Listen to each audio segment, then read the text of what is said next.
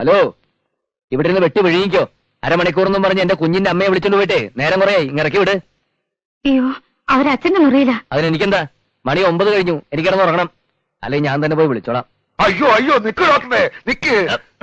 കുഴപ്പമുണ്ടാക്കല്ലേ, ഞങ്ങൾ വിളിച്ചുതരാം. അവളെ വിളിച്ചോ ഞങ്ങളെ. ഹിന്ദിയിൽ ഇപ്പൊ എങ്ങനെ വിളിക്കാം? അയ്യോ, ഹിന്ദി വിളിക്കാൻ വളരെ എളുപ്പം. ആഹോ ആഹോ എന്ന് വിളിച്ചാൽ മതി, അല്ലേ ഡോക്ടറെ? നല്ല ആവോന്ന് ഒന്ന് ചെന്ന് വിളിക്കും ഞങ്ങളെ. आवो आवो। आवो। मैं चाह रही केवल प्रभु के श्री चरणों की सेवा करना।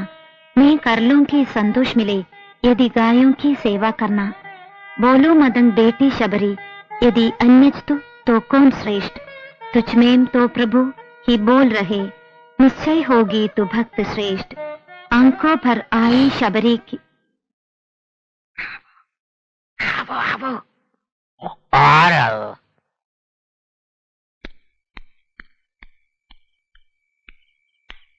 അളിയാ, ഇതെങ്ങോട്ടാ? മോളിലെ മുറിയിലേക്കാ. ഡോക്ടർ ഇങ്ങോട്ട് താമസം മാറ്റുക. ഇതെന്റെ ഐഡിയ. മായയുടെ മുറി ഏതായാലും ഒഴിഞ്ഞു കിടക്കല്ലേ. അച്ഛനാണെങ്കിൽ എപ്പോഴും മായ മായ എന്ന് വിളിച്ചോണ്ടിരിക്കുക. ആവശ്യം വരുമ്പോഴൊക്കെ നമ്മൾ ഡോക്ടറുടെ വീട്ടിലേക്ക് ഓടുന്നതിലും നല്ലതല്ലേ അവരെ നമ്മുടെ കൈപ്പിടിയിൽ ഒതുക്കുന്നത്. എന്നെ നിങ്ങളെല്ലാരും കൂടി കുടിക്കല്ലേ? ഇനിയിപ്പോ ഞാൻ എന്താ ചെയ്യാ? ഏതാ മുറി? മുള്ള. സാധനോട് പറഞ്ഞേ. ഈയൊക്കെ എന്നെ നേരത്തെ ചുമട്ടുപടിയായിരുന്നു ജോലി. ഇങ്ങോട്ടോ. എന്താ? ആ ഡോക്ടർക്ക് രാത്രി പാൽക്കഞ്ഞി അത്രേ. ഓ, പിന്നെ 4 പൂവമ്പഴും ഒരു വലിയ ഗ്ലാസ് നിറച്ച് മുന്തിരി ജ്യൂസും. അയ്യോ, എന്നാലും എന്റെ ശിവൻകുട്ടി, ഇത് എന്നോട് വേണ്ടായിരുന്നു.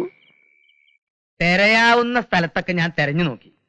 ശിവൻകുട്ടിയുടെ പൊടിയുമില്ല, മായയുടെ പുകയുമില്ല. പോലീസിലൊരു പെറ്റീഷൻ കൊടുത്തു. ഇൻസ്പെക്ടർ ഇത്തിരി പൈസ ചോദിച്ചപ്പോ ആ പെറ്റീഷൻ ഞാൻ തന്നെ തിരിച്ചു വാങ്ങി. അങ്ങനെ പോലീസിന് കൈക്കൂലി കൊടുത്ത് തിരിച്ചു വാങ്ങേണ്ട ചരക്കൊന്നും അല്ലല്ലോ നമ്മുടെ ശിവൻകുട്ടി. അല്ലേ കൂടപ്പറപ്പേ? അതെ. ഇവിടത്തെ കാര്യങ്ങളൊക്കെ എങ്ങനെയുണ്ട്? ഒരുവിധം സുഖമായിട്ട് പോകുന്നുണ്ട്. പിന്നെ ആ ഡോക്ടറും ഭാര്യയും കുഞ്ഞും താമസം ഇങ്ങോട്ട് മാറ്റി. ഞങ്ങളൊക്കെ പട്ടിണിയില്ല. ഓരോ ദിവസത്തെ ചെലവ് കാണുമ്പോ കണ്ണില് വെള്ളം നിറയും. അച്ഛന് ഒരു സംശയവും ഇല്ല. ചറവറാന്ന് അവളോട് സംസാരിക്കുന്ന കാണാം. അതിന് അവക്കെന്ത് മനസ്സിലാവാനാ? അതിന് മലയാളം അറിയോ? അളിയോ, ഞാൻ ആ കുട്ടിയോട് സുഖമാണെന്ന് ചോദിച്ചു. എടുത്ത വഴിക്ക് അവളെ അച്ഛാന്ന് പറഞ്ഞു. അച്ഛന് വിളിച്ചപ്പോ പിന്നെ ഞാൻ ഒന്നും മിണ്ടാൻ. പിന്നെ അച്ഛൻ അവളോട് വക്കീലിനെ വിളിക്കാൻ പറയണത് കേട്ടു. ഏത് വക്കീല്? അവള് തന്നെ വക്കീല്. വേറെ ഏത് വക്കീല്?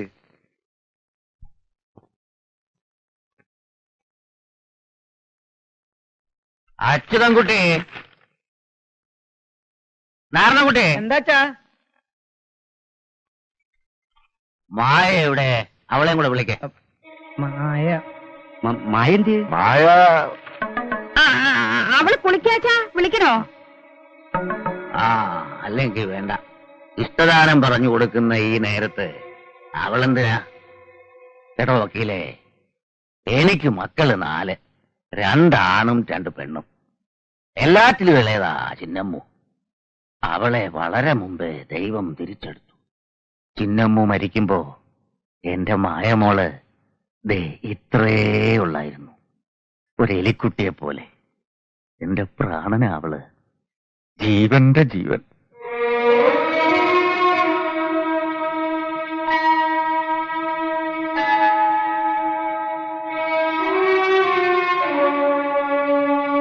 അവളൊന്ന് കരഞ്ഞാ മതി, എന്റെ പ്രാണൻ മുറുകും.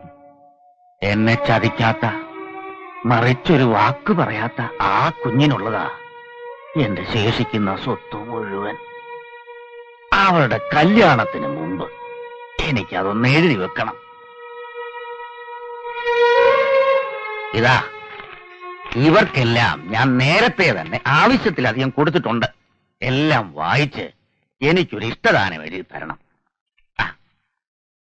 എടാ, ഞാനീ പറഞ്ഞതൊക്കെ ഹിന്ദിയിലോ ഇംഗ്ലീഷിലോ ഈ കുട്ടിക്കൊന്ന് പറഞ്ഞു കൊടുക്കണം. ചതിയായിപ്പോയല്ലോ മകളെ. കമലാക്ഷി, നമുക്കൊന്നുമില്ലേ?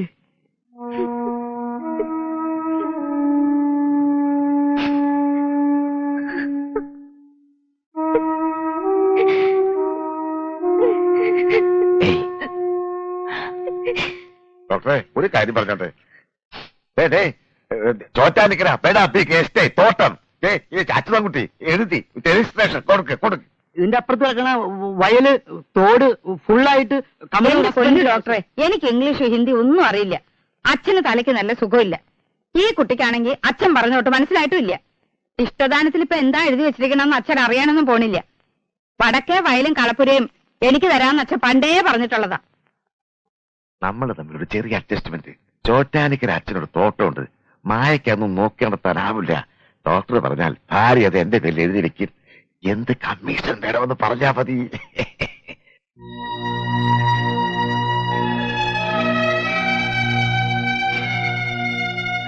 മതി, നിർത്ത്. സാരമില്ല. സത്യം പറഞ്ഞ ചുറ്റും നിൽക്കുന്നവരുടെ യഥാർത്ഥ മുഖം കാണാൻ ഭാഗ്യം ചെയ്തോളാം നീ. നിന്റെ മുത്തച്ഛന്റെ സ്നേഹം. അദ്ദേഹം നല്ലൊരു മനുഷ്യനാ, നല്ല മനുഷ്യൻ. കരഞ്ഞത് മതി, ആരോടൊന്നും പറയണ്ട. അവർക്ക് ഇഷ്ടദാനമല്ലേ വേണ്ടത്, നമുക്കത് കൊടുക്കാം.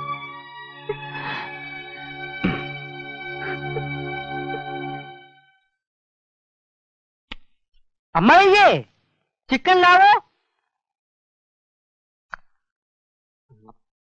ഇങ്ങനെ കോഴിയെ തിന്നാൻ ഇവൻ ആരാ? കുറുക്കനോ?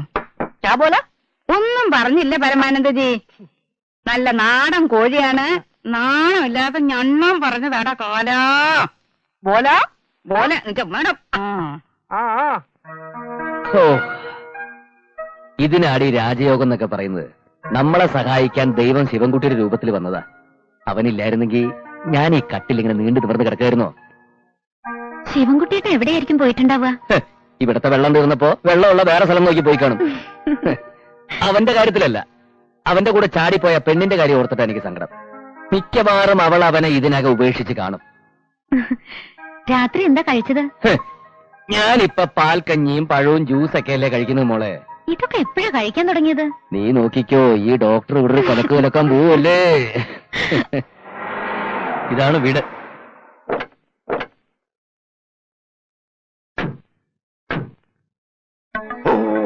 വാ വാ. നാരായണകുട്ടി ഓടി വാടാ. നാരായണകുട്ടി ആകെ പ്രശ്നമായടാ. അമേരിക്കന്തോ ഇംഗ്ലണ്ടിൽ ഒരു സേതുവാദവരെ കൊണ്ട് ഗോവിന്ദക്കുട്ടി മായ പെണ്ണ് കാണാൻ വരുന്നു. കുടുങ്ങി കുടുങ്ങി, നമ്മൾ കുടുങ്ങി. എന്റെ ഈശ്വര, ഇപ്പൊ എന്താ ചെയ്യാ? നിങ്ങൾ എന്തെങ്കിലും ചെയ്യ, എനിക്കൊന്നും അറിയാൻ മേല. അയ്യോ, ഞാൻ എവിടെങ്കിലും പോയി ഒളിക്കാൻ പോവാ.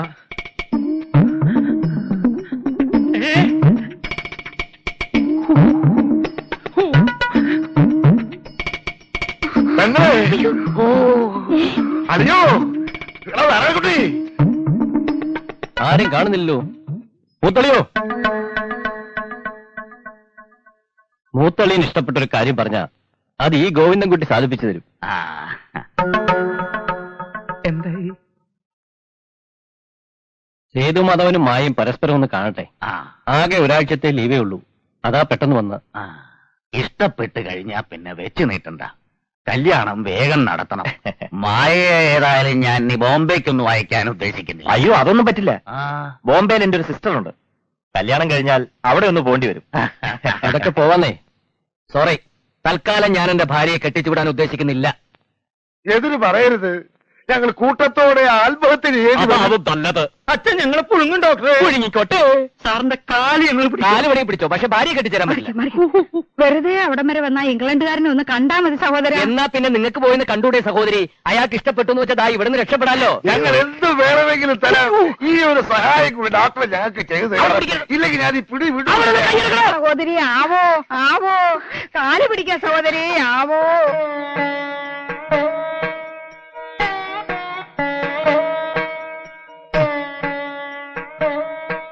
പൊന്നു മോളെ, ഇത് കാണാൻ മോടെ അമ്മയും അച്ഛനും ഇല്ലാതായിപ്പോയല്ലോ.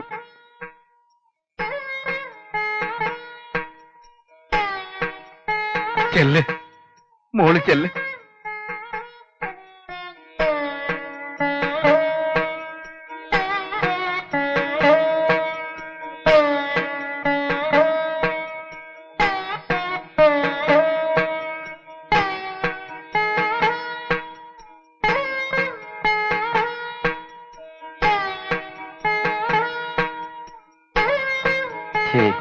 എന്താ അളിയാ ഇത്?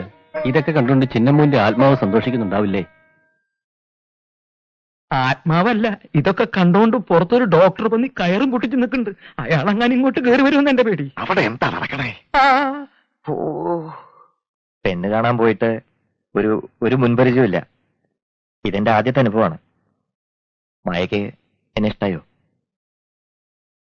സത്യത്തിൽ ഗോവിന്ദൻകുട്ടി ചേട്ടൻ പറഞ്ഞു കേട്ടപ്പോ മായ അത്രയും സുന്ദരിയാണെന്ന് ഞാൻ വിചാരിച്ചില്ല. കഴിഞ്ഞ ആഴ്ച ന്യൂയോർക്കിൽ ഒരു പുഞ്ചിരി മത്സരം ഉണ്ടായിരുന്നു. അന്ന് അവിടെ മായ ഉണ്ടായിരുന്നെങ്കിൽ 1ാം സമ്മാനം ഞാൻ അടിച്ചേനെ. സാരമില്ല, അടുത്ത മത്സരം നവംബറിലാണ്. അതിനു മുമ്പ് കല്യാണം കഴിഞ്ഞ് നമ്മളങ്ങ് എത്തുമല്ലോ.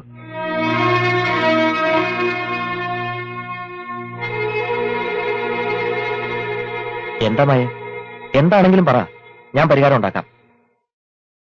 മുത്തച്ഛനെ പിരിഞ്ഞ് ഞാൻ എങ്ങോട്ടുമില്ല. സേതുമാധവൻ ഇംഗ്ലണ്ടാണ് വലുത്, ഞാനല്ല. എന്നെ വേണമെങ്കിൽ ഇംഗ്ലണ്ടിലെ സകലതും ഉപേക്ഷിച്ച് സേതുമാധവൻ ഇന്ത്യയിൽ ഈ നാട്ടിൽ വരണം. ഒരു ജോലിയും കിട്ടിയില്ലെങ്കിൽ കൂലിപ്പണി എടുക്കണം. അത് സേതുമാധവനെ കൊണ്ട് സാധിക്കില്ല. സാധിക്കും. മായയ്ക്ക് വേണ്ടി ഇംഗ്ലണ്ടല്ല, സകലതും ഞാൻ ഉപേക്ഷിക്കും.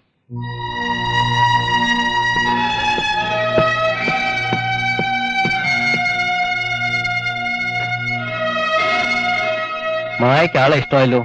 അടുത്ത ആഴ്ച തന്നെ സേതുമാധവന്റെ വീട്ടുകാർ വരും. കല്യാണം എത്രയും പെട്ടെന്ന് നടത്തണം. അതങ്ങ് പള്ളി പറഞ്ഞാൽ മതി. താനാരാ? ദേ ഗോവിന്ദൻകുട്ടി മാമ ഇവളെന്റെ ഭാര്യയാണ്. മാത്രമല്ല ഒരു കുഞ്ഞിന്റെ അമ്മയാ. ഇവിടത്തെ മായ ശിവൻകുട്ടിയുടെ കൂടെ നാട് വിട്ടിട്ട് കാലം കുറയായി.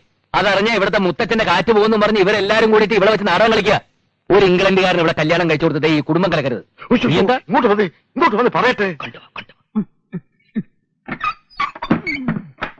वो आत्मिक कदम हो गया. വേണ്ട, മൂത്തളിനോടൊന്നും പറയണ്ട. ഞാനും പറയുന്നില്ല.